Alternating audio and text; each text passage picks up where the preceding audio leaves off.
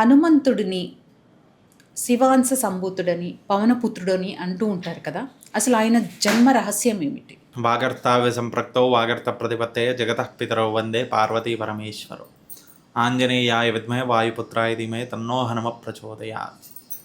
ముందుగా హనుమాన్ జయంతి అని చెప్తున్నాం కదమ్మా. హనుమాన్ జయంతి కాదమ్మా, హనుమాన్ ఆవిర్భావ దినము. ఓకే. జయంతి అనేది ఎవరికి? ఒక మానవుడు జన్మించిన వారికి జయంతి అని చెప్పుకుంటాం. కానీ ఆయన శివాంశ సంభూతుడు. అలాగే శివుడే ప్రత్యక్షంగా ఆంజనేయ స్వామి స్వరూపం అని మనం నమ్ముతాం. మరి ఆయన ఇంకొకటి ఏంటంటే మరణం అంటూ లేనివాడు, చిరంజీవి, సప్త చిరంజీవులలో ఒకరు. మరి అలాంటి ఆయనకు జన్మ తిథి కానీ అలాగే చెప్పుకున్నాం కదమ్మా జయంతి అని కానీ చెప్పడం కంటే ఆ హనుమంతుని యొక్క ఆవిర్భావ దినం అని చెప్పుకోవచ్చు. ఓకే.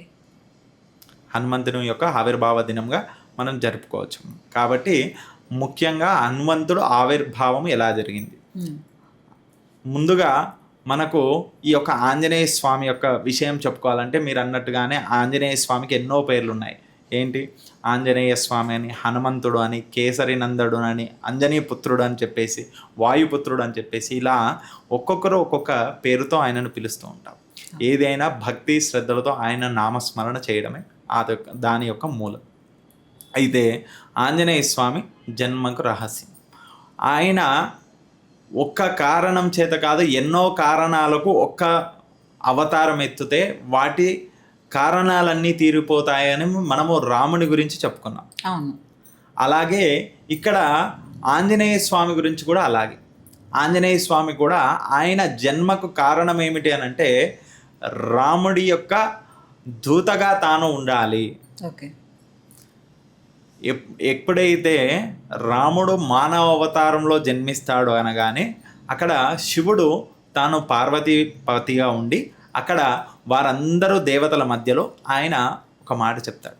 ఏంటంటే దేవతలందరూ కూడా రాముడు భూమిపైన జన్మించే సమయానికి వీరందరూ కూడా ఒక్కొక్కరు ఒక్కొక్క అవతారం ఎత్తుతున్నప్పుడు నేను కూడా ఆయన యొక్క దూతగా హనుమంతుడిగా నేను కూడా జన్మనెత్తాలనుకుంటున్నానని చెప్తాడు.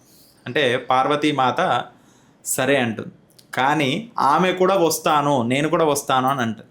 అని అంటే స్వామి నేను కూడా వస్తాను అంటే లేదు, నేను అక్కడ వెళ్ళేటటువంటిది ఏంటి? ఆయన సేవార్థం, ఆయన దూతగా వెళ్తున్నాను కాబట్టి నిన్ను తీసుకెళ్ళలేను అని అంటే లేదు లేదు అంటారు కదా, పతియే ప్రత్యక్ష దైవము, నిన్ను వదిలిపెట్టి నేను ఉండలేను, ఎలాగైనా సరే నీ వెంబడి వస్తానంటే నేను వానవర అవతారంలో ఉంటాను అక్కడ అంటే అయితే మీ తోకలో ఎందుకు కాదు నేను ఉంటాను. ఓకే. అని చెప్పేసి ఆ అమ్మవారు ఆ యొక్క ఆంజనేయ స్వామి తోకలో ఉంటానని చెప్పేసి తోకలో ఉండడానికి తాను ఒప్పుకుంటుంది. అందుకనే మనకు చెప్పడం జరుగుతుంది. ఏంది? లంకలో అందరికంటే ముందు ఎవరికి కోపం వచ్చింది అని అంటే అమ్మవారికే కోపం వచ్చింది. ఏంది? లంకను మొత్తము తగలబెట్టింది ఆంజనేయ స్వామి యొక్క తోకనే.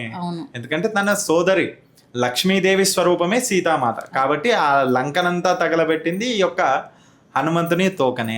అందుకనే హనుమంతుని జన్మ రహస్యంలో ఇది కూడా ఒక కారణం. ఓకే. అలాగే హనుమంతుడు వారు జన్మించినటువంటిది వాయుపుత్రుడుగా, అలాగే అంజనీ పుత్రుడుగా. ఆ అంజనీ మాత ఎవరైతే ఉందో అంతకంటే ముందు ఆ అంజనీ మాత అంతకంటే పూర్వము పుంజికా స్థల అనే ఒక అప్సరస. ఆ అమ్మవారు ఏం చేసేదంటే తాను ఇంద్రుడి యొక్క భవనంలో, ఇంద్రుడి యొక్క చోట ఉంటూ ఉండేది. ఆమె ఏం చేశాడంటే బృహస్పతి వచ్చినప్పుడు వారు ఇద్దరు సంభాషిస్తున్న సమయంలో ఈమె ఇబ్బంది పెడుతూ ఆమె అటు నుండి ఇటు వెళ్ళడం, ఇటు నుండి అటు వెళ్ళడం, ఆ యొక్క సమయంలో బృహస్పతి ఇంద్రుడు మాట్లాడుతున్నటువంటి సంభాషణలో విఘ్నం కలిగేది.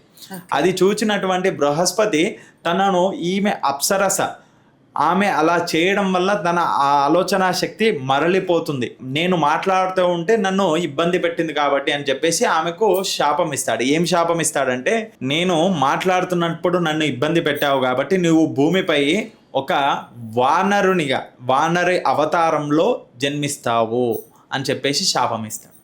అయితే అప్పుడే అక్కడే ఉన్నటువంటి ఇంద్రుడు కోరగా అప్పుడు అప్సరస అయినటువంటి తను వానర అవతారంలో ఉంటే బాగుండదు, మరి ఆ శాప విమోచనము తెలియజేయమని కోరితే అప్పుడు ఆ అప్సరస అలాగే ఇంద్రుడు అడగగా అప్పుడు ఆ బృహస్పతి ఏం చెప్తాడంటే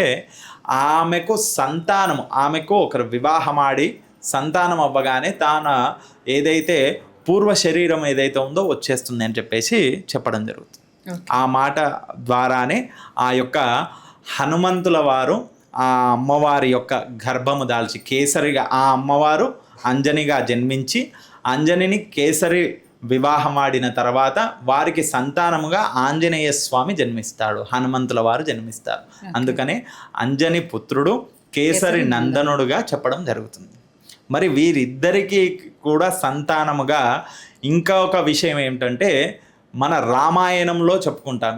దశరథ మహారాజు గారు తాను యాగం తలపెట్టినటువంటి యాగంలో నుంచి ఒక భాగము, ఒక చిన్న రేణువుగా, ఒక చిన్న భాగము ప్రసాదంగా ఆ అంజనాదేవి కూడా స్వీకరించిందంట. ఒక పక్షి రూపకంగా తీసుకొని వెళ్తున్నటువంటి ఆ యొక్క పదార్థాన్ని అంజనాదేవి స్వీకరించడం వల్ల అంత శక్తి సామర్థ్యాలు కలిగినటువంటి ఆంజనేయ స్వామి జన్మించాడు అని కూడా చెప్పడం జరుగుతుంది.